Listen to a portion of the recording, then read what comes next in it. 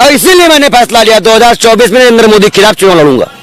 इस देश में जीने को ही विकास मान लिया गया है, उस धारणा तक पहुंचा लिया गया है, उतना गिरा दिया गया है हम लोगों को।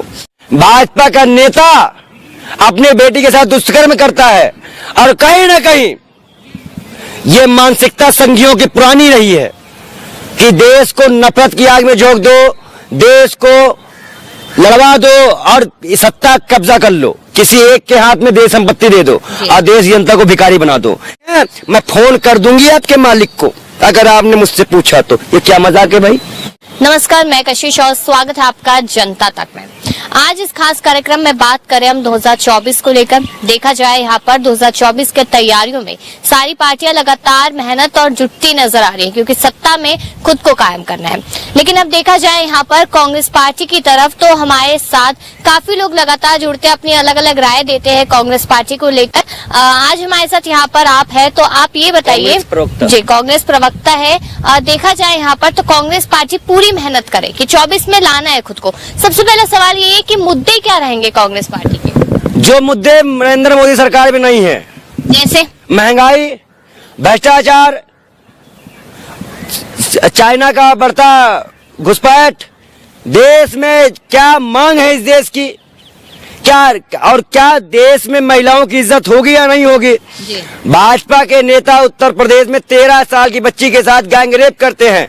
भाजपा का नेता अपने बेटी के साथ दुष्कर्म करता है और कहीं ना कहीं ये मानसिकता संघियों की पुरानी रही है कि देश को नफरत की आग में झोंक दो, देश को लड़वा दो और सत्ता कब्जा कर लो, किसी एक के हाथ में देश संपत्ति दे दो और देश जनता को भिखारी बना दो। इस देश में जीने को ही विकास मान लिया गया है, उस धारणा तक पहुंचा लिया गया है, उतना गिरा दिया गया है हम लोगों को। आज हम लोग 80 करोड़ जनसंख्या ऐसे हाथ फैलाए मोदी जी के सामने खड़े हुए थे। क्या हमने हाथ फैलाने के लिए इनको वोट दिया था?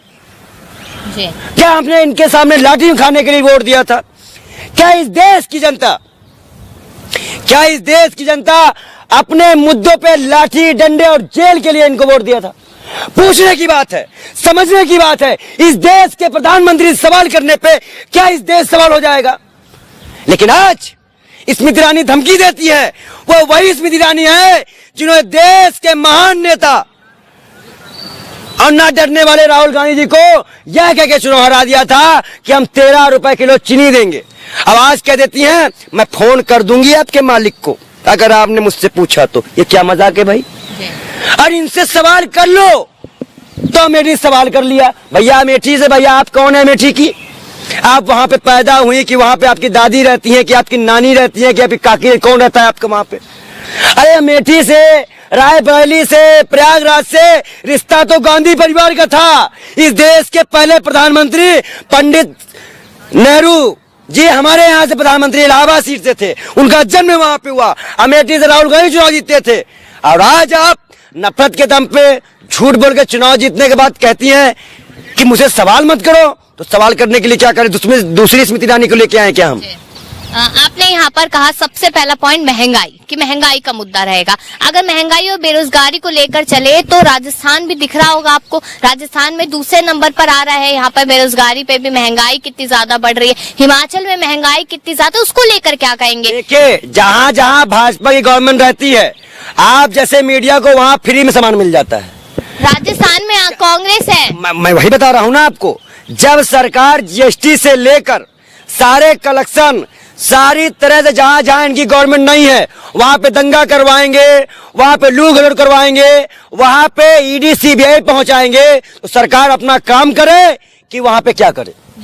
राजस्थान सरकार की बात जहां तक आपको हम बता देते हैं, राजस्थान में चिरंजीवी योजना के तहत राइट फॉर हेल्थ दिया गया, आपको स्वास्थ्य का अधिकार दिया गया, आपको शिक्षा का अधिकार दिया गया और कहीं ना कहीं ऐसी ऐसी सुविधाएं लोगों को दी गई कि राजस्थान में गहलोत करने वालों के लिए लाइन लगी हुई है कहीं ना कहीं।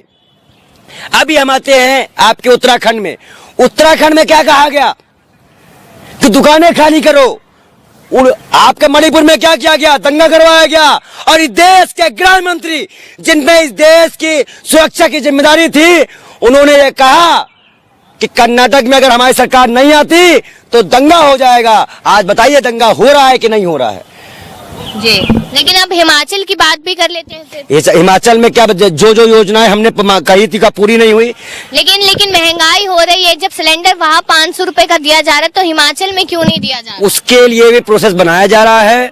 24 में कांग्रेस की गवर्नमेंट आने के बाद जिस तरह से हमने महंगाई पे लगाम लगाया था, हमने 55 लाख करोड़ का कर्ज था, अब वो 155 लाख करोड़ का हो गया है। तो इतना आसान क्यों लग रहा है कि 24 में कांग्रेस आ जाएगी? इतना आसान क्यों आपको नहीं लग रहा है कि बीजेपी चली जाएगी? नहीं, आप बताइए, आपने आप बताइए इस देश में, भाई मैं ग्राउंड में काम करो, भाई देश में नौकरी नहीं है, हर दिन इंसान का दूध दही खाना पीना महंगा हो गया, आदमी जी नहीं पा रहा है, कोई भी आके मार दिया जा रहा है, जेलों में हत्याएं हो जा रही हैं, पुलिस वाले, आप बताइए लखनऊ परिसर के कोर्ट के अंदर घुस के गोली मार दी जाती है।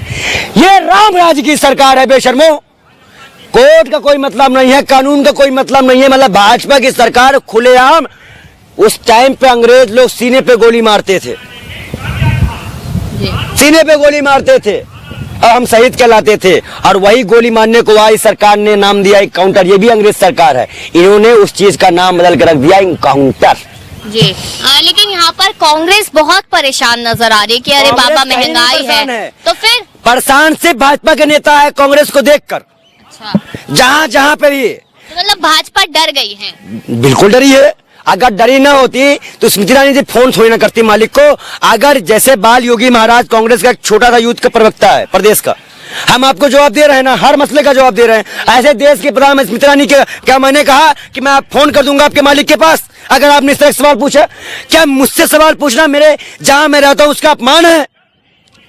और इसीलिए मैंने फैसला लिया 2024 में नरेंद्र मोदी के खिलाफ चुनाव लड़ूंगा। अच्छा, आप चुनाव लड़ेंगे यहाँ पर, आप बता रहे हैं। चलिए ठीक है, आगे बात करते हैं। यहाँ पर माना ये जा रहा है कि 24 में अगर विपक्ष आता है साथ में और विपक्ष एक साथ होता है तो उसको किस नजरिए से देख रहे हैं? अकेली कांग्रेस ही इन पे भारी पड़ रही है, और भी 2-4 विपक्षी दलों से हमारी बात चल रही है। कहीं ना कहीं इस बार जनता और विपक्षी दल को अपने स्वार्थी हितों को स्वार्थ को छोड़ना पड़ेगा। और पूरी तरह देश में किसी पार्टी के पास विजन नहीं है, देश को क्या करना है, कैसे आगे ले जाना है।